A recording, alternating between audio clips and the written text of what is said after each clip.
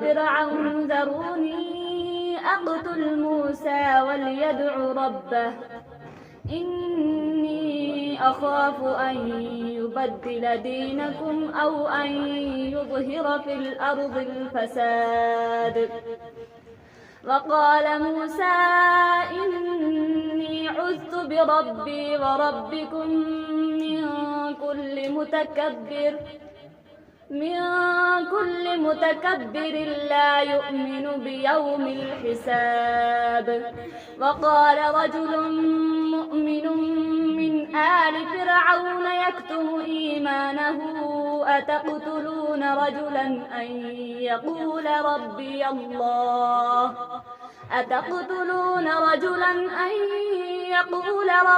الله وقد جاءكم بالبينات من ربكم وإن يك كاذبا فعليه كذبه وإن يك صادقا يصبكم بعض الذي يعدكم إن الله لا يهدي من هو مسرف كذاب.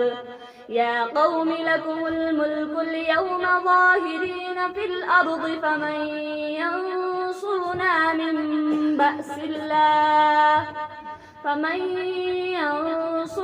من بأس الله إن جاءنا.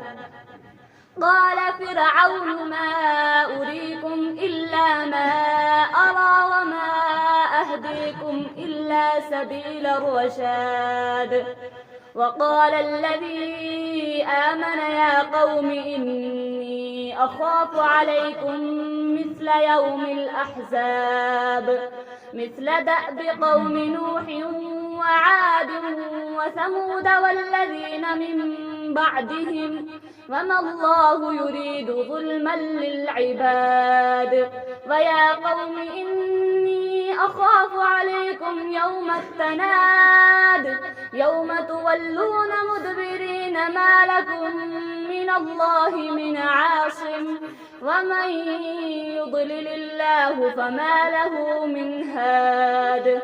ولقد جاءكم يوسف من قبل بالبينات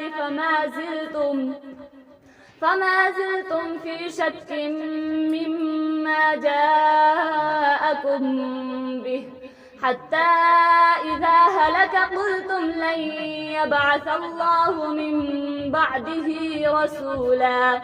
كذلك يضل الله من هو مسرف مرتاب. الذين يجادلون في آيات الله بغير سلطان أتاهم كبر مقتا عند الله وعند الذين آمنوا. كذلك يطبع الله على كل قلب متكبر جبار. وقال فرعون يا هامان ابن لي صرحا لعلي أبلغ أسباب السماوات فأطلع إلى إله موسى وإني لأظنه كاذبا. وكذلك زين لفرعون سوء عمله وصد عن السبيل وما كيد فرعون إلا في تباب.